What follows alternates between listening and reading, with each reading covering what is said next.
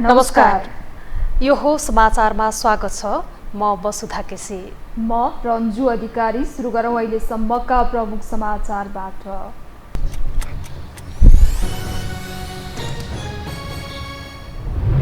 पाँच दिने भ्रमणका लागि प्रधानमन्त्री प्रचण्ड इटाली प्रस्थान। अति कम विकसित मुलुकको अध्यक्षको हैसियतमा उद्घाटन सत्रलाई सम्बोधन गर्ने खाद्य प्रणाली सहितका एजेन्डामा छलफल हुने। सुन प्रकरणलाई लिएर दलहरूबीच आरोप प्रत्यारोप। गृहमन्त्री श्रेष्ठ सत्ता र प्रतिपक्षबाटै घेराबन्दीमा। सर्वोच्चको आदेशसँगै ललिता निवास प्रकरणका दोषी पक्रन सिआइबी सक्रिय। आन्दोलनरत लघुवित्त पीडितले घेराउ गरे राष्ट्र बैंक। सामूहिक ऋण मिनाहा गर्नुपर्ने लगायत 5 बुँदे माग। गम्भीर बन्न सङ्घर्ष समितिका आग्रह।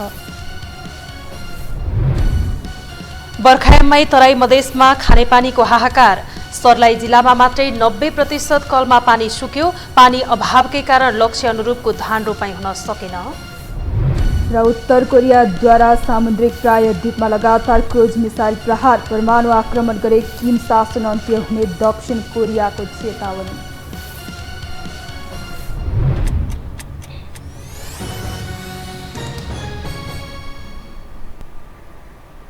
अब समाचार विस्तारमा। प्रधानमन्त्री पुष्पकमल दाहाल प्रचण्ड इटली प्रस्थान गर्नुभएको छ। संयुक्त राष्ट्र सङ्घको खाद्य तथा कृषि सङ्गठनको मुख्यालयमा आयोजना हुने युनाइटेड नेसन फुड सिस्टम 2023 स्कुटिङ मोमेन्टमा सहभागी हुन प्रधानमन्त्री प्रचण्ड इटली जानुभएको हो। कतार एयरलाइन्सको उडान मार्फत उहाँ इटली प्रस्थान गर्नुभएको हो। उहाँले अधिकतम विकसित मुलुकको अध्यक्षको हैसियतमा सोमबार सम्मेलनको उद्घाटन सत्रलाई सम्बोधन गर्ने कार्यसूची रहेको छ। भ्रमण टोलीमा कृषि तथा पशुपक्षी विकास मन्त्री बेदुराम भुसाल, राष्ट्रिय योजना आयोगका सदस्य जयकान्त राउत र सरकारका अन्य वरिष्ठ अधिकारी समेत सहभागी रहेका छन्। बुधबार बसेको मन्त्री परिषद बैठकले प्रधानमन्त्री प्रचण्डको इटली भ्रमण स्वीकृत गरेको थियो। उहाँ 4 दिनपछि स्वदेश फर्कनुहुनेछ।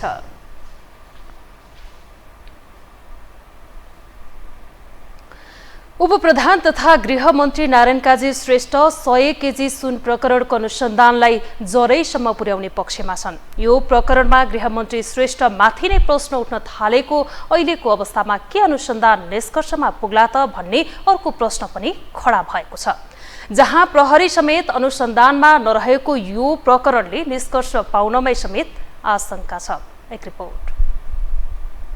त्रिभुवन अन्तर्राष्ट्रिय विमानस्थलको कडा सुरक्षा घेरा र भन्सार समेत कटाएर बाहिरिएको 100 किलो सुन प्रकरणको अनुसन्धान कसरी अघि बढ्छ भन्ने चासो बढेको छ। अनुसन्धानमा लागि पर्नुपर्ने सुरक्षा निकायमाथि नै प्रश्न उठ्नु र राजस्व अनुसन्धान विभाग जस्तो निकायको हातमा यो मुद्दा पर्नुले समेत यसको अनुसन्धानले निष्कर्षमा पुग्नेमा आशंका जन्मिएको हो। जहाँ केही समय अघि मात्र विद्युतीय चुरोटमा बेरेर सेटिङमा सुन बाहिरिएको विषयमा माओवादीकै नेता जोडिदा समेत सरकार चुप बसेको अवस्था र अहिले पनि गृहमन्त्रीमाथि नै प्रश्न उठ्ने अवस्थाले समेत यसलाई अझ बल पुर्याएको छ। यद्यपि गृहमन्त्री नारायण काजी श्रेष्ठले अनुसन्धानलाई जरैसम्म पुर्याउने बताएका छन् भने राजस्व अनुसन्धान विभागले पनि सुनको वास्तविक मालिकसम्म पुग्ने किसिमले अनुसन्धान प्रक्रिया अघि बढिरहेको बताएको छ। जहाँ निरन्तर जस्तो भइरहेको सुन तस्करीको काण्डका पछिल्ला घटनाहरू हेर्ने हो भने 33.5 किलो सुन प्रकरणमा भरिया भन्दा केही माथिका चुडामरी उप्रेती अर्थात् गोरे मात्र पक्राउ परेका छन्। नत्र अधिकांशमा भरिया भन्दा माथि पक्राउ नपर्ने विगतका उदाहरणका बीच अनुसन्धानमा समेत नाम जोडिएका सबैसम्म पुगेको छैन।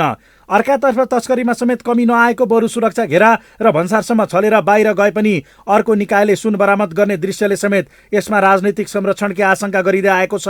यता पूर्व प्रहरी अधिकारीहरू समेत यो अनुसन्धान निष्कर्षमा नपुग्ने बताउँछन्। नेपाल तथा भारतमा कानुनी रूपमा बजारमा आपूर्ति हुने भन्दा ठूलो परिमाणमा सुनको माग हुने यथार्थका बीच त्यो माग यस्तै अवैध सुनको व्यापारले धानिरहेको छ, जसले नियमित रूपमा सुन तस्करी भइरहेको कतैबाट नछुपे पनि सुरक्षामा देखिएको लुप होल नै यसको मुख्य कारण रहेको उनीहरूको तर्क छ। अहिले बरामद भएको सुन समेत कति ठूलो मात्रामा सुन तस्करी हुन्छ भन्ने सानो उदाहरण मात्र भएको बताउने पूर्व डिआइजी हेमन्त मल्ल यसले तस्करहरूले अपनाउने नयाँ तरिका र तस्करीको दृश्य उजागर गर्ने भन्दा माथि परिणाम नदिने बताउँछन्। यद्यपि प्रहरीसँग समन्वय गरे केही माथिल्लो तहसम्म अनुसन्धान पुग्न सक्नेमा आशावादी उनी यस्ता तस्करी न्यूनीकरणका लागि टास्क फोर्स नै बनाएर काम गर्नुपर्ने बताउँछन्। वेबको तपाईँले इक्जाम्पल हेर्नुभयो नि त, नेपाल प्रहरीले गरेको नि इन्भेस्टिगेसन, त्यो इन्भेस्टिगेसनको त तपाईँले हेर्नुहोस् त, पक्राउ पर्यो होला नहोला तर राजनीतिक तहका व्यक्तिहरूमाथि प्रश्न चिन्ह त खडा भएको छ नि, चाइनिजहरूमाथि प्रश्न चिन्ह खडा भएको छ नि त। त्यसले गर्दा के छ भनेपछि यदि सिरियसली यो केस इन्भेस्टिगेसन गर्नु छ र तहसम्म पुग्नु छ भनेपछि सङ्गठित अपराधको रूपमा यसलाई हेरेर नेपाल प्रहरीको चाहिँ हेल्प लिन एकदम जरुरी समझ्छु म। तेस्रो देशबाट सुन आयात हुने र नेपाल ट्रान्जिट हुँदै भारत पुग्ने गरेको विषयमा 3वटै देशका संयन्त्र जानकार छन्। अहिले बरामद भएको सुनमा समेत नेपाली सहित भारतीय र चिनिया नागरिक समेत पक्राउ पर्नुले यसलाई अझ पुष्टि गरेको छ। तर पक्राउ परेकाहरू कुनै पनि सुनका मालिक होइनन् भने 3वटै देशले चासो नदेखाई नेपालले मात्र यत्रो ठुलो गिरोह विरुद्ध एक्लै लड्न सक्ने अवस्था छैन, जसले तस्करी रोक्न नसक्ने पक्का हुँदा न्यूनीकरणसम्म गर्न सकिने आशा भने छ। अर्कातर्फ पछिल्लो सुन तस्करीबारे आएको सूचना समेत नेपालबाट भन्दा भारतीय संयन्त्रहरूबाट आएको आशंका गरिएको छ। तर माओवादी नेताहरू भने यतिको ठुलो मात्रामा सुन समातिनुले नै अनुसन्धान निष्कर्षमा पुग्ने सङ्केत गरिसकेको बताउँछन्। प्रधानमन्त्रीले यसका लागि टाउकैमा आगो लगाउनसम्म तयार छु भन्नु तथा आयात भएको स्थान, जाने स्थान र ट्रान्जिटकै मान्छे पक्राउ पर्नुले समेत यो अनुसन्धान जरैसम्म पुग्ने उनीहरूको विश्वास छ, जहाँ प्रधानमन्त्रीको दृढ अठोट र प्रतिबद्धताले नै यसलाई विगतका अनुसन्धानभन्दा फरक उचाइमा पुर्याउने आधार भएको नेता हिमाल शर्मा बताउँछन्। यो अनुसन्धान त के हो भने प्रधानमन्त्रीजीले जसरी चाहिँ 8 का 7 अगाडि बढाउनु भएको छ नि, हो त्यो 8 को कारणले गर्दाखेरि यो निष्कर्षमा पुग्छ। विषयवस्तु चाहिँ 33 किलो सुन समात्यो पहिलाको सरकारले, यो त सुन समातिसक्यो होइन। चाइनिज नागरिकलाई जसले सुन ल्याएको त्यसलाई समातिसक्यो, जसले लैजाने हो इन्डियन नागरिकलाई समातिसक्यो। अब यहाँ चाहिँ नेपालमा को यसमा मिलोमतो भएको छ, यो कुरा त समातिहाल्छ नि। पहिला समाउने भनेको त सुन जसले बोकेको छ उसैलाई समाउने हो नि, चाहे भरिया होस् चाहे धनी होस्, त्यहाँबाट हुन्छ नि अनुसन्धान सुरु त। अनि त्यसलाई नजरअन्दाज गर्न मिल्छ? हुन त यो विषयमा नेपाल मात्र जोडिँदैन, हङकङ जस्तो देशबाट कसरी सुरक्षा घेरा कटाइयो र भारतसम्म पुर्याउने उनीहरूको आँटले समेत यसमा कुनै सानो गिरोह लागेको भन्ने अवस्था पनि छैन। जहाँ यतिका मात्रामा सुन एकैजनाको हुने विषयमा पनि पूर्व प्रहरी अधिकारीहरू विश्वस्त छैनन्, जसले नेपालको एक्लो अनुसन्धान भरिया पक्रने भन्दा माथि नजाने नै निश्चित प्राय छ। यद्यपि भरिया नै सही, तर नेपालबाट नेतृत्व गर्ने नाइकेसम्म मात्र अनुसन्धान पुग्यो भने पनि सफलता नै मान्नुपर्छ। यो हो टेलिभिजनका लागि कुलचन्द्र विष्ट, काठमाडौँ। भ्रष्टाचार प्रकरणका ठूला फाइल खोल्दै जनताको मन जितिरहेको गृहमन्त्री नारायण काजी श्रेष्ठ प्रमुख प्रतिपक्षी नेकपा एमालेको आँखाको तारो बनिरहेका छन्। नक्कली भुटानी शरणार्थी प्रकरण र ललिता निवासका हिनामिना प्रकरणमा राजनीतिक स्वार्थको भाष्य निर्माण गर्दै गृहमन्त्री विरुद्ध खनिएको एमाले जन 100 किलो सुन प्रकरणमा गृहमन्त्रीलाई दोषी नै करार गर्न उत्रिएका छन्। एक रिपोर्ट। भ्रष्टाचार विरुद्ध शून्य सहनशीलताको सिद्धान्त सहित अघि बढेको गृहमन्त्री नारायण काजी श्रेष्ठ भ्रष्टाचार विरुद्ध थप आक्रामक भइरहेका छन्। बहुचर्चित भ्रष्टाचार प्रकरणको फाइल खोल्दै चारैतिर चर्चा बटुलिरहेका छन्। तर बुधबार साँझ त्रिभुवन अन्तर्राष्ट्रिय विमानस्थल कडा सुरक्षा भन्सार चेक जाँचको घेरा समेत पार गर्दै सिनामङ्गलमा 1 क्विन्टल सुन बरामदको घटनाले राष्ट्रिय राजनीति तरङ्गित छ भने गृहमन्त्री नारायण काजी श्रेष्ठ एमालेको निशानामा परेका छन्। प्रमुख प्रतिपक्ष दल नेकपा एमाले यो घटनामा गृहमन्त्री श्रेष्ठलाई नै दोषी करार गर्न लागि परेका छन्। एमालेले भातृ संगठन युवा संघलाई मसाल जुलुस नै निकालेर राजीनामा माग्न लगायो।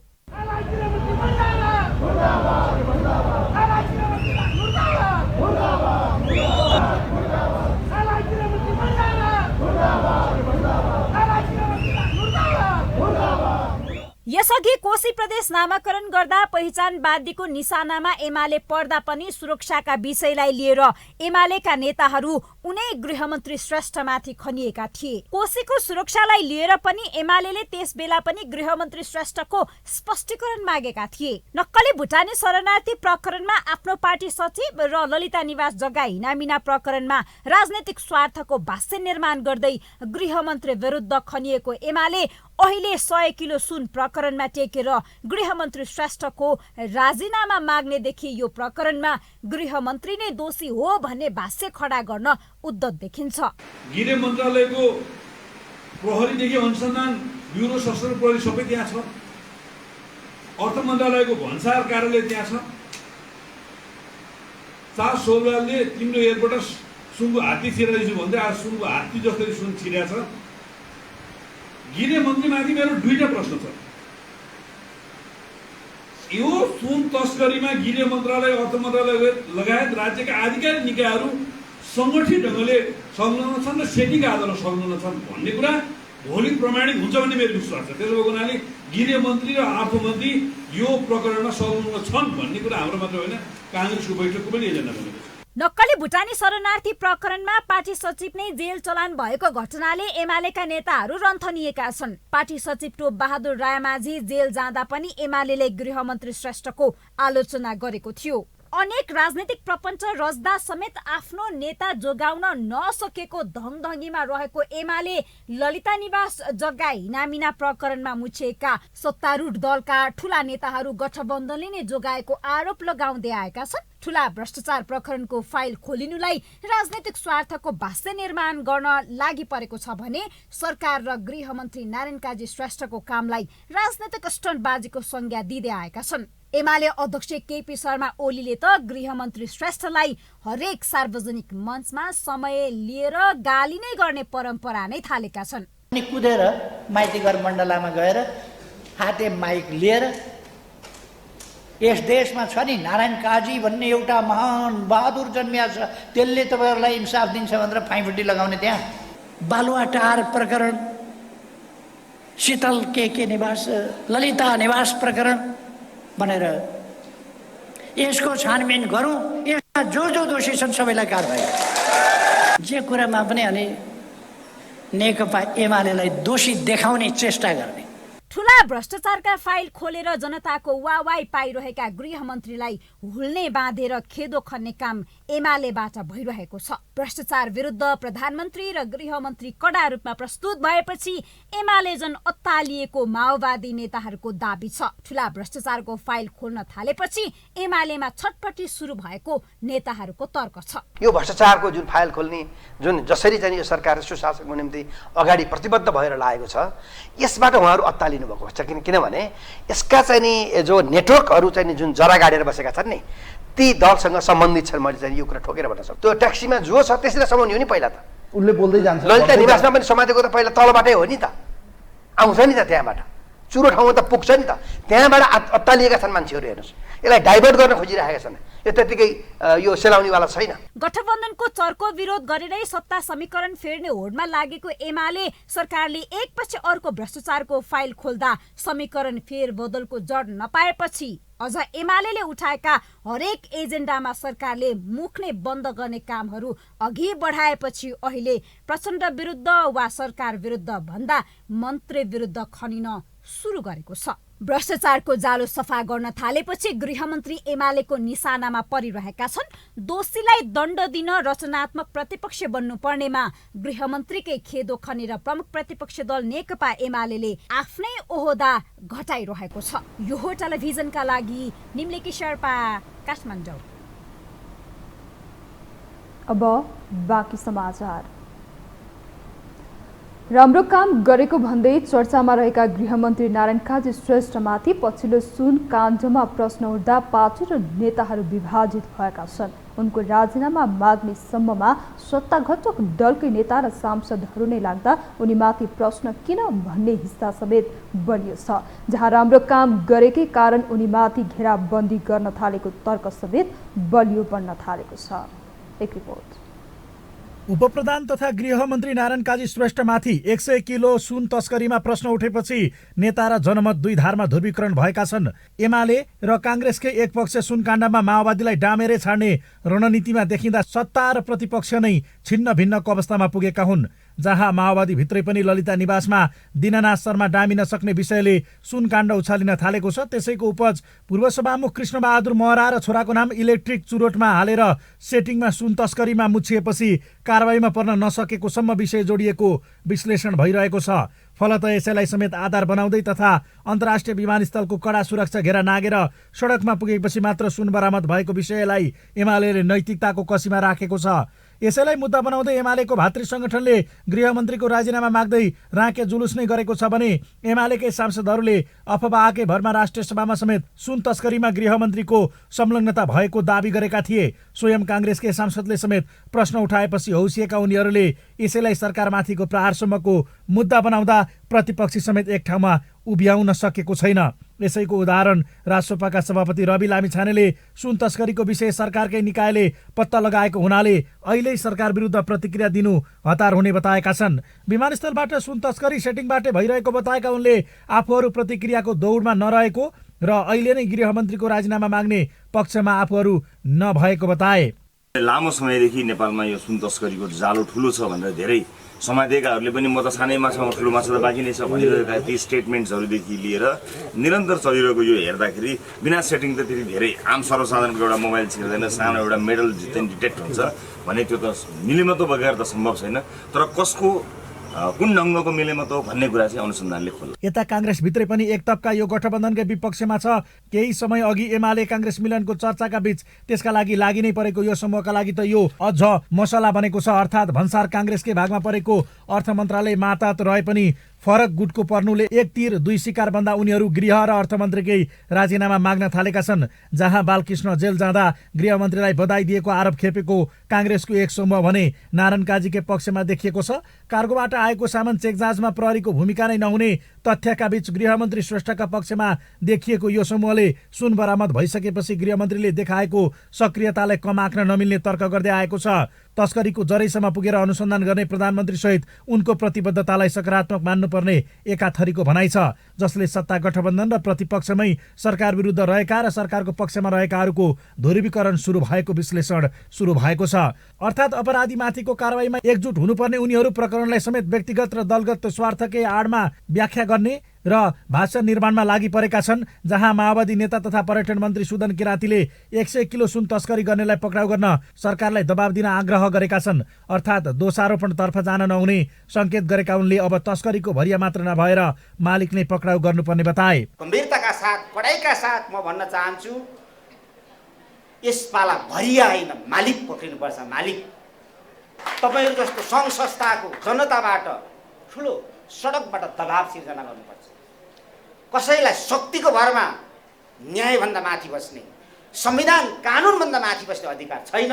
अहिलेको सरकारको सुशासन र समृद्धिको बाटो हिँडेर सभासदमा पुग्ने प्रधानमन्त्रीको निर्देशन र आफ्नो उद्देश्य हो। हामी त्यही बाटोमा हिँड्दैछौँ।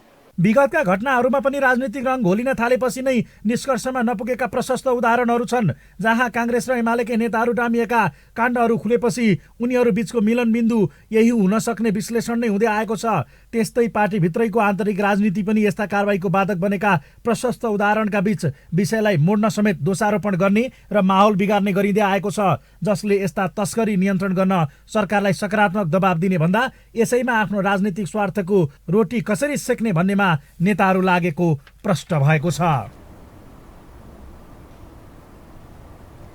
पक्राउ परेपछि हिरासत छल्न अस्पताल बसेका भाटभटेनी सुपरमार्केटका मालिक मिनबहादुर गुरुङको सपना पानी छ्यापिएको छ। अदालतको सुविधा प्रयोग गरेर उम्किने दाउ गरेका मिनबहादुरलाई सर्वोच्चले छोड्नुपर्ने दरिलो कारण नदेखेपछि हिरासतमै राख्न आदेश दिएको हो। एक रिपोर्ट। पक्राउ परेपछि हिरासत छल्न अस्पताल बसेका भाटभटेनी सुपरमार्केटका मालिक मिनबहादुर गुरुङको सपनामा पानी छ्यापिएको छ। अदालतको सुविधा प्रयोग गरेर उम्किने दाउ गरेका मिनबहादुरलाई सर्वोच्चले छोड्न पर्ने दरिलो कारण नदेखेपछि हिरासतमै राख्न आदेश दिएको छ। मिनबहादुर सहित अन्य केही आरोपी पक्राउ परेपछि उतिबेलै बाहिरिन बन्दी प्रत्यक्षीकरणको रिट लिएर सर्वोच्च पुगेका थिए। तर लगातार 5 दिनको बहसपछि सर्वोच्चले मिनबहादुरलाई छोडिहाल्नुपर्ने मनासिब कारण नदेखेपछि मिनबहादुरको सपनामा पानी छ्यापिएको हो। शुक्रबारको आदेशसँगै यसअघि नै खल्तीमा स्टे अर्डर लिएर प्रहरीलाई चुनौती दिँदै बसेकालाई पनि पक्राउ गर्न सिआइबीलाई बाटो खुलेको छ। पूर्व कर्मचारी पक्राउमा आक्रामक बनेको सिआइबीले असार 12 मा स्टे अर्डर देखाएर उम्किएका मालपोत कार्यालय दिल्ली बजारका तत्कालीन प्रमुख कलाधर देउजालाई हिजो साँझ नै पक्राउ गरेको छ। सर्वोच्चको आदेश कुरेर बसेको सिआइबीले अनुमति पाए लगत्तै शुक्रबार नै देउजालाई कराप झ्याप पारेको हो। सिआइबीको फन्दामा परेपछि भाटभटेनीका सञ्चालक गुरुङ सहित निर्वाचन आयोगका पूर्व आयुक्त सुधीर कुमार शाह तथा नापी कार्यालयका पूर्व कर्मचारी धर्मप्रसाद गौतम र टीकाराम घिमिरे समेतले सर्वोच्चमा बन्दी प्रत्यक्षीकरणको रिट निवेदन दायर गरेका थिए। शुक्रबार सर्वोच्च अदालतका न्यायाधीश द्वय प्रकाश कुमार ढुङ्गाना र नहकुल सुवेदीको इजलासले उनीहरूको निवेदन खारेज गरिदिएको हो। सर्वोच्चले सोही प्रकरणमा पक्राउ परेर हिरासतमा रहेका सञ्चार तथा सूचना प्रविधि मन्त्रालयका सचिव कृष्णबहादुर राउतलाई भने रिहा गर्न आदेश दिएको छ। अनुसन्धान नसकिन्जेल देश छाड्न नमिल्ने गरी उनलाई थुनामुक्त गर्न आदेश गरिएको हो। सिआइबीको तर्फबाट जुन भ्याकेटको निवेदन परेको थियो त्यो भ्याकेटको निवेदनमा चाहिँ मूल निवेदन नै खारेज हुने भइसकेपछि भ्याकेट त्यो अन्तरिम आदेश पनि स्वतः रद्द भएको स्थिति छ। कृष्णबहादुर राउतको हकमा चाहिँ बन्दी प्रत्यक्षीकरण खारेज भएको छ। परमादेश जारी गरेको हुनाले तारिखमा राखेर चाहिँ यसको अनुसन्धान प्रक्रिया अगाडि बढाउनु। ललिता निवास प्रकरणमा केन्द्रीय अनुसन्धान ब्युरो सिआइबीले पक्राउ गर्ने सुइँको पाएपछि गत वर्ष नै 17 जनाले सर्वोच्च अदालतबाट स्टे अर्डर लिएका थिए। अब उनीहरूलाई पनि पक्राउ गर्ने बाटो खुलेको छ। अदालतबाट विपक्षमा आदेश आएसँगै ललिता निवास प्रकरणमा संलग्नहरूको भागाभाग चलेको छ। अदालतको सुविधा प्रयोग गरी बगलीमा स्टे अर्डर हालेर प्रहरीलाई चुनौती दिँदै निर्वाध रूपमा चक्कर काटिरहेका भूमाफियाहरू सर्वोच्चको आदेशसँगै हायल कायल भएका छन्। छोरी कुटेर बुहारी तर्साउने शैलीमा सिआइबीले कर्मचारी समातेर ठुलालाई उन्मुक्ति दिएको आलोचना भइरहेका बेला सुरक्षाका जानकारहरूले भने अहिले नै प्रहरीमाथि शङ्का गर्दा हतारो हुने टिप्पणी गरेका छन्। प्रहरीको अनुसन्धान तल र माथि दुवै तबकाबाट हुने भएको हुँदा सिआइबीले पूर्व सचिवहरू फरार रहेको विषयमा भारतसम्म आफ्नो संयन्त्र प्रयोग गरेर खोजबिन गरिरहेकोले ठूलो प्रकरणमा केही समय लागे पनि अविश्वास गरिहाल्नुपर्ने अवस्था नरहेको उनको भनाइ छ। बुझ्नुपर्ने के हुन्छ भनेपछि या इन्भेस्टिगेसन माथिबाट तल हुनु पर्यो या इन्भेस्टिगेसन तपाईँ तलबाट माथि जान्छ कि। र अहिलेको हामीले कसरी हेरौँ भनेपछि यदि छोटो टाइम भएको भए एउटा कुरा हुन्थ्यो। अब 19 टाइम त 60 दिन छ नि त। त्यसले गर्दा अहिले अनुसन्धान तलबाट बिस्तारै माथि गइरहेछ र भोलि दिन जुन किसिमले अनुसन्धान माथि जानुपर्ने यदि गएन भने भोलि दिन हामीले चाहिँ प्रश्न चिन्ह उठाउनुपर्छ। अहिले मलाई के लागिरहेछ भनेपछि जुन किसिमले अनुसन्धान गरिरहेछ अनुसन्धान ठिकै किसिमले गरिरहेछ लाग्छ। सिआइबी टिम बाहिर पनि गइरहेछ। जुन विदेशमा लुकेका मान्छेहरू छन् उनीहरूको खोजबिनको लागि पनि त्यतातिर पनि लागिरहेछ भन्ने कुराहरू आइरहेछ। यो के हो भनेपछि तपाईँको एकैचोटि माथि पुग्नुभन्दा पनि तलबाट केस चाहिँ बलियो गर्दै जानुपर्ने हुन्छ कि। यदि भोलिको दिन तपाईँको जुन अहिले व्यक्तिहरूमाथि हामीले प्रश्न चिन्ह खडा गरिरहेको छौँ, जुनमा शङ्का गरिरहेको छौँ, त्यहाँ हात पुग्न सकेन, त्यो भोलिको दिन हामीले प्रश्न चिन्ह उठाउने। पटक पटकको राजनीतिक हस्तक्षेपका कारण ललिता निवास जग्गा हिनामिना प्रकरणले निरन्तरता पाउने र सुस्ताउने हुँदै आएको थियो। 1.5 वर्ष अघि तत्कालीन महान्यायाधिवक्ता खम्बबहादुर खातीको हस्तक्षेपका कारण रोकिएको उक्त प्रकरणको अनुसन्धान अहिले पुनः सुचारू भएको छ। सुरुमा हतियार दुरुपयोग अनुसन्धान आयोगले छुट्टै अनुसन्धान गरेर उक्त प्रकरणमा 175 जना विरुद्ध विशेष अदालतमा मुद्दा दर्ता गरेको थियो। हाल उक्त मुद्दा विचाराधीन छ। आयोगले भ्रष्टाचार बाहेक अन्य अपराध, ठगी र सरकारी कागज किर्तेमा भने प्रहरीले अनुसन्धान गर्नुपर्ने निर्णय गरेको थियो। नेपालका प्रथम जननिर्वाचित प्रधानमन्त्री विश्वेश्वर प्रसाद कोइरालाको योगदानको स्मरण गरी 41औं स्मृति दिवस मनाइएको छ। नेपालमा प्रजातन्त्रको स्थापनाका लागि सङ्घर्ष गरेका कोइरालाको जन्म 1971 भदौ 24 गते भएको हो भने विक्रम सम्वत 2039 साउन 6 गते निधन भएको थियो। नेपाली कांग्रेसका संस्थापक कोइरालाको नेपाली राजनीतिमा अतुलनीय योगदान छ। एक रिपोर्ट। विश्वेश्वर प्रसाद कोइराला नेपाली कांग्रेसका संस्थापक मात्रै होइनन्, उनी राजनीति उतार चढावको पर्यायका पात्र समेत हुन्। उनलाई के कांग्रेस के कम्युनिस्ट सबैले आदर्शको रूपमा हेर्ने गर्दछन्। राजनीतिमा मात्र नभई साहित्यतर्फ समेत महत्वपूर्ण योगदान पुर्याएका उनै विश्वेश्वर प्रसाद कोइराला अर्थात् सबैले चिन्ने बीपी कोइरालाको स्मृति दिवस पनि मनाइएको छ। नेपाली राजनीतिको इतिहास बनेका कोइरालाको अहिले पनि उत्तिकै चर्चा हुने गर्छ। प्रजातन्त्र प्राप्तिका लागि उनको संघर्षको व्याख्या गर्न अहिले पनि सबै राजनीति शक्तिहरू पछि पर्दैनन्। दूरदर्शी र परिपक्व नेताको छवि बनाएका बीपीको विचारलाई नेपाली कांग्रेसका नेताहरूले यसरी सम्झन्छन्। हाम्रो पार्टीभित्रको समावेश सकेको भए न माओवादी आउँथ्यो न खावादी आउँथ्यो, के आउँथ्यो। अब अर्को अवस्था त्यहाँ हामी जनतासँग माफी माग्छौँ। त्यहाँ हामी चुकेको जहाँ हामी चुकेका छौँ त्यहाँ हामी छलफल गर्दैनौँ। हामीलाई अर्कोले आएर भनिदिन्छ तरी हामी बहकिन्छ। हामीले 48 देखि 51 को 3 वर्षभित्र जुन नीति ल्याउँ, जुन सार्वजनिक नीति ल्याउँ, जुन सरकारमा हामी थियौँ, त्यो नीतिको कारणले गर्दाखेरि शैलजा आचार्यले नेपालीहरूले पनि सानसानो जलविद्युत बनाउन सक्छ है भन्ने कुरा मानेर जलविद्युत आयोजनामा सरकारले मात्र होइन है निजी क्षेत्रले पनि बनाउन सक्छ भनेर खुला नगर दिएको भए आज हाम्रो फ्याक्ट घरमा बत्ती बालेर ट्याक्क बत्ती बन्ने अवस्था हुन्थ्यो, हुँदैन थियो नि त। नेपाली कांग्रेसको केन्द्रीय समिति बैठक चल्दै गर्दा पार्टीभित्र गुटगत राजनीतिको खाडल पूर्ण लामै समय लाग्ने प्रश्न देखिन्छ। यसबारे केन्द्रीय समिति बैठकमा जोडतोडले उठेको छ। बैठक चल्दै गर्दा नेताहरू एक अर्कालाई हिलो छ्यापाछ्यापमै उत्रिए। यस्तोमा मेलमिलापको नीति नै बोकेर राजनीति गरेका बीपीको मार्गमा अघि बढ्ने प्रतिबद्धता जनाउन पछि नपर्ने नेताहरू आज पनि बीपीको मार्ग समाउन भने सकिरहेका छैनन्। एउटै पार्टीभित्र पनि गुटगत राजनीतिले ग्रस्त भइरहेको समयमा एकताका सूत्रधार एवं प्रथम जननिर्वाचित प्रधानमन्त्री कोइरालाको योगदानबारे पूर्व सभामुख तारानाथ राणाभाट यसरी सम्झन्छन्। त्यसकारणले हामी देशको भविष्यको बारेमा चिन्तन गर्ने, सोच्ने र आफै नै बाटोको बारेमा नीति निर्माण गर्ने र त्यसको चाहिने सम्पादनका निमित्त राष्ट्रिय सहयोगको आवश्यकता, कम्युनिस्टको पनि सहयोग, पञ्चको पनि सहयोग, अरू सर्वसाधारणको पनि सहयोग, यो जात उस जातको पनि सहयोग, यो धर्म त्यो धर्मको पनि सहयोग, एउटा राष्ट्रिय एकताका आधारमा मुलुक निर्माण गर्ने अभियान जबसम्म सञ्चालन हुँदैन र त्यो सञ्चालन गर्ने प्रतिबद्धता सहितको सर्वमान्य विकासका निमित्त भोट गरेर को प्रधानमन्त्री हुने भन्ने कुरा सर्वमान्य नहोला, प्रतिस्पर्धा होला त्यहाँ, तर मुलुक निर्माण गर्ने आर्थिक सामाजिक विकास, यसको साम्प्रदायिक सद्भाव र यसको सार्वभौमिकता र स्वतन्त्रतालाई जगेर्ना गर्ने, जोगाउने अर्थमा राष्ट्रिय एकता भएन भने काम लाग्छ। 1971 भदौ 24 गते जन्मिएर 2039 साल साउन 6 गते निधन भएका कोइराला 2015 सालको संसदीय निर्वाचनपछि 2016 मा प्रधानमन्त्री बनेका थिए। नेपालमा मात्र नभए विश्वभर नै उच्च छवि बनाएका एक महान राजनीतिज्ञ हुन् बीपी कोइराला। नेपाली कांग्रेस पार्टीका संस्थापक नेता कोइराला आफ्नो जीवनभर प्रजातन्त्रका लागि लडिरहे। दूरदर्शी नेता कोइरालाको आदर्श, विचार र सिद्धान्त अहिले पनि उत्तिकै सान्दर्भिक छ। बीपी कोइरालाले अपनाएको मेलमिलापको नीति आज पनि मुलुकको राजनीतिमा उत्तिकै सान्दर्भिक छ। नेपाल र नेपालीका लागि बीपीले थुप्रै विचार, नीति तथा सिद्धान्त छाडेर गएका छन्, जुन नीति अहिले पनि उत्तिकै सान्दर्भिक छ। ती नीतिहरू अहिले लागू गर्न सकियो भने मात्र पनि देशको कायापलट हुन समय लाग्दैन। तर विडम्बना स्मृति दिवस मनाइरहँदा उनले जीवनभर प्रजातन्त्रका लागि भन्दै लडेर स्थापना गरेको पार्टी नेपाली कांग्रेस समेत बीपीको नीति लागू गर्न सकिरहेको छैन।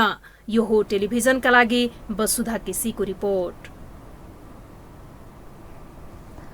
निरन्तर आन्दोलनमा रहेका लघु वित्तीय संस्थाका पीडितहरूले आज राष्ट्र बैंक घेराउ गरेका छन्। लघु वित्त संस्थाहरू खारेज गर्नुपर्ने लगायत माग राख्दै काठमाडौँको बालुवाटार स्थित राष्ट्र बैंक कार्यालय अगाडि प्रदर्शन गरिएको हो।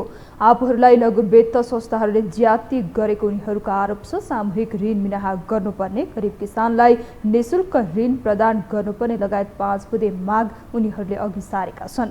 यी मागका विषयमा राष्ट्र बैंक पनि गम्भीर बन्नुपर्ने संघर्ष समितिको माग छ।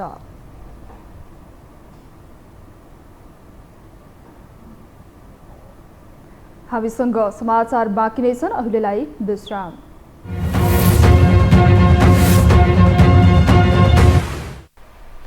विश्रामपछि स्वागत छ। अब बाँकी समाचार। नेकपा एकीकृत समाजवादीका अध्यक्ष माधव कुमार नेपालले सत्तारूढ गठबन्धनलाई तोड्ने अनेक षड्यन्त्र भइरहेको दावी गर्नुभएको छ। अध्यक्ष नेपालले कांग्रेसलाई कम्युनिस्टहरूको शत्रु हो भन्ने पारेर पनि सत्तारूढ गठबन्धन फुटाउन सक्ने भएकाले त्यसप्रति सचेत रहन पनि आग्रह गर्नुभयो। शनिबार काठमाडौँमा आयोजित समाजवाद बहस र संघर्ष विषय कार्यक्रममा बोल्दै उहाँले एमालेप्रति लक्षित गर्दै कम्युनिस्ट भनिएकाहरूले पनि प्रतिगमनकारीहरूसँग हातेमालो गरिरहेकाले त्यसलाई बुझेर आफूहरूले पनि सत्तारूढ गठबन्धनलाई कायम राख्दै आएको शक्ति वृद्धि गर्ने कुरामा केन्द्रित हुनुपर्ने समेत बताउनु भएको छ। अध्यक्ष नेपालले जनतासँगको सम्बन्धलाई एकाकार गर्दै अघि बढ्नुपर्नेमा जोड दिनुभयो। अघि मैले भने व्यवहार सोचे जस्तो हुँदैन, सिद्धान्त सोचे जस्तो हुँदैन। नेपालको यथार्थताको अहिलेको धरातलमा टेकेर चल्नु पर्दछ, किन यहाँ कम्युनिस्ट भनेकाहरूले पनि प्रतिगामीसँग हातेमालो गरिरहेका छन्। यो सबै अवस्थाभित्र हामीले अहिलेको सन्दर्भमा राजनीतिक मित्रहरू र सँगसँगै उसमा रहेका कमी कमजोरीहरू, उसका आफ्नै सीमाहरूलाई बुझेर उसमाथिको निर्भरता होइन आफ्नो शक्ति वृद्धि गर्ने कुरामा जुट्नुपर्ने भएको हुनाले त्यसलाई समेत ध्यानमा राखेर हामी अघि बढाउँ। अध्यक्ष नेपालले व्यक्तिवाद हावी भएकै कारण तत्कालीन नेकपा समेत विभाजित हुन पुगेको उल्लेख गर्दै त्यसबाट सिकेर अघि बढ्नुपर्ने बताउनुभयो।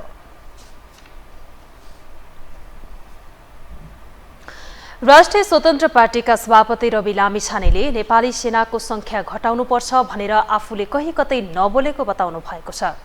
विराटनगर 11 पेचरा स्थित पार्टी कार्यालयमा आज आयोजित पत्रकार सम्मेलनमा उहाँले सेनाको संख्या घटाउनुपर्छ भनेर संसद तथा पार्टीका अन्य कार्यक्रममा पार्टीको सांसद तथा नेताले समेत नबोलेको दावी गर्नुभयो। उहाँले विधिको शासनद्वारा राष्ट्र सञ्चालन भएमा सुशासन कायम हुनेमा पार्टी स्पष्ट रहेको समेत बताउनुभयो। कहीँ कतै पनि सेनाको संख्या घटाउनुपर्छ भनेर न हाम्रा कुनै सांसदले भन्नुभएको छ न पार्टीले त्यसमा धारणा राखेको छ। त्यो भनिएकै छैन। त्यस विषयमा छलफल भयो, विभिन्न विषय आइरहेको छ भनेर मैले सेना प्रमुखसँग छलफल गरेको थिएँ। तर त्यस्तो होइन रहेछ, यदि जानुपर्ने रहेछ त्यो ब्रेकडाउन सुनाउनु भएको हो नि तपाईँले। घटाउनु पर्छ भनेर कहीँ भनिएकै छैन। त्यो पनि फेरि जबरजस्त यो विषयलाई मोड्नको लागि भन्नु भन्यो। त्यस्तो कुनै हाम्रो न योजना छ, न हामीले भनेका छौँ, न हामी त्यो पक्षमा छौँ। सभापति लामिछानेले प्रदेश संरचना सुधारका लागि दलहरूबीच सहमति जरुरी रहेको बताउनुभयो।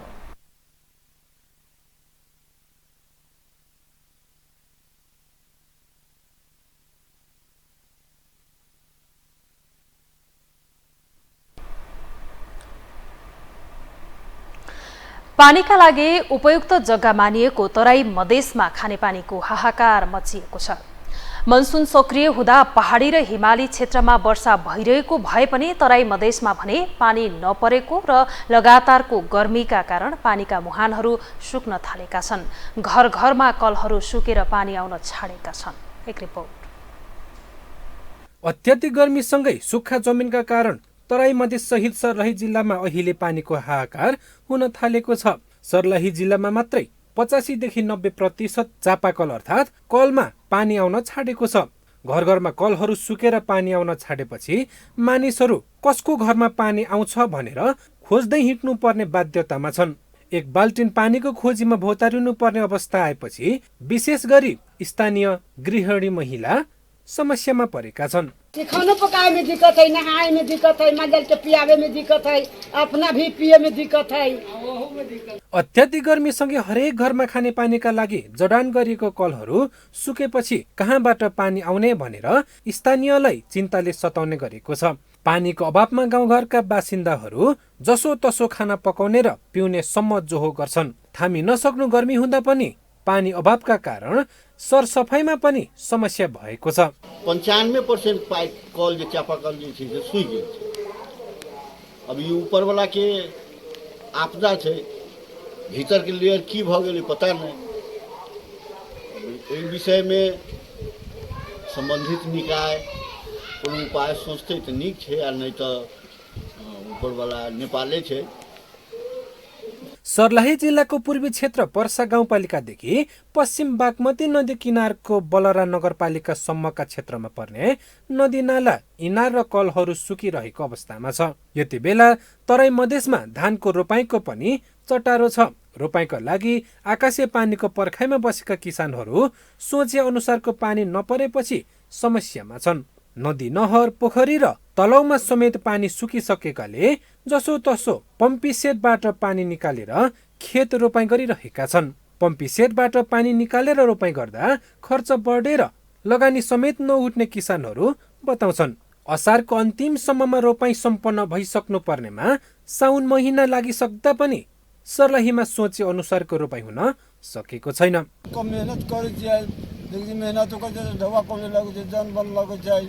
अब की करे के देखा देखी से काम चले जनो बन लगाला बेकार हो जाता है, सब्जी लगाला बेकार हो जाता है। चरम गर्मी तथा खडेरीका कारण पानीको मुहानहरू सुक्न थालेपछि खानेपानीहरूको समस्याबाट स्थानीयवासीलाई तत्कालै निकाल्न सर्लाहीको पर्सा गाउँपालिकाले प्रकोप व्यवस्थापन कोषबाट आफ्नो प्रत्येक वडामा डिप बोरिङ गरी ह्यान्ड पाइप तथा मोटरयुक्त समर्सिबल जडान गर्न सुरु गरिसकेको छ।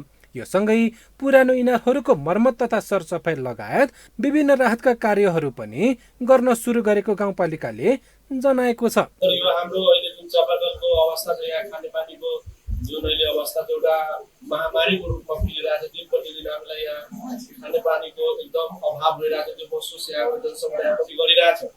त्यसलाई मध्यनजर गर्दै आज हामीले बैठक राखेका थिए अनि त्यो बैठकमा हाम्रो तपाईँको सम्पूर्ण वडा अध्यक्षज्यूहरू अनि यहाँको कर्मचारीज्यूहरू सबसँग हामीले छलफल गरेर अब योलाई अब जति चाँडो हुन्छ त्यति चाँडो यो समस्यालाई समाधान हामी गर्छौँ। वन जङ्गल विनाशका कारण पर्यावरणमा परेको असरले गर्दा पानीको स्रोत सुक्न थालेकाले यस्तो समस्या उत्पन्न भएको जानकारहरूको भनाइ छ, जसको चपेटामा आम नागरिक परेका छन्। यो हो टेलिभिजनका लागि सर्लाहीबाट मनोज यादवको रिपोर्ट। अब बाँकी समाचार। काठमाडौँ महानगरपालिकाले सडकमा थुप्रिएका फोहोरको व्यवस्थापन गर्न थालेको छ। नुवाकोटको सिस्टोल र धादिङको धुनी बेसीका बासिन्दाले केही दिन अघिदेखि दुर्गन्ध फैलिएको भन्दै फोहोर फाल्न अवरोध गरेपछि काठमाडौँ उपत्यकाका ठाउँमा फोहोर थुप्रिएको थियो। महानगरपालिकाले प्रहरी सुरक्षामा बन्चरे डाँडाको ल्यान्डफिल्ड साइडमा हिजोदेखि फोहोर पुर्याउन थालेको हो। फोहोर बोकेका महानगरका गाडी ल्यान्डफिल्ड साइड पुग्न थालेकाले काठमाडौँ उपत्यकाको सडकमा थुप्रिएका फोहोर 1-2 दिनभित्रै उठाइसक्ने महानगरले जनाएको छ। प्रहरीको सहयोगले फोहोर फाल्न सहज भएको पनि महानगरले जानकारी दिएको छ।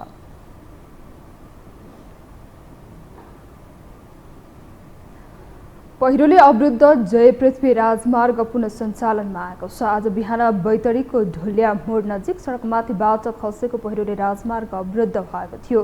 डोजरले पहिरो पन्छ्याएपछि राजमार्ग सुचारू भएको जिल्ला प्रहरी कार्यालय बैतडीले जनाएको छ।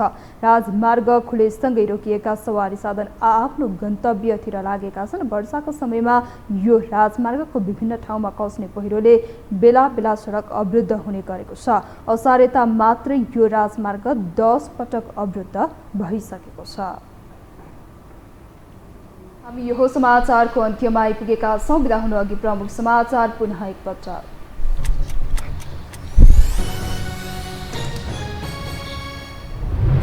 पाँच दिने भ्रमणका लागि प्रधानमन्त्री प्रचण्ड इटाली प्रस्थान। अति कम विकसित मुलुकको अध्यक्षको हैसियतमा उद्घाटन सत्रलाई सम्बोधन गर्ने खाद्य प्रणाली सहितका एजेन्डामा छलफल हुने।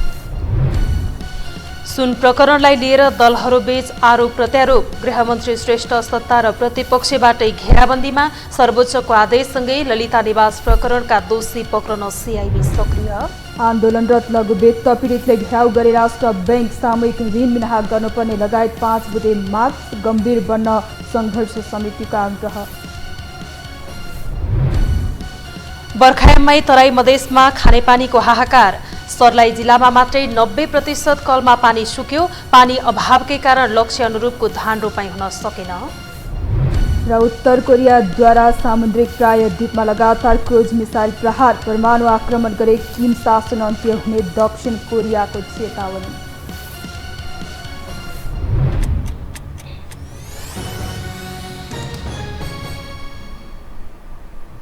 हवस् त यो समाचार सकियो। समाचार बुलेटिनका साथै यो टेलिभिजनका सम्पूर्ण कार्यक्रम यो टेलिभिजन.com यो खबर.com युट्युब र फेसबुकमा पनि पढ्न र हेर्न सक्नुहुनेछ। मोबाइलमा यो टिभी एप डाउनलोड गरी हामीलाई प्रत्यक्ष हेर्न सक्नुहुनेछ। तथ्य सहितको निष्पक्ष समाचार तथा मनोरञ्जनका लागि हेर्दै रहनुहोला यो टेलिभिजन। नमस्कार।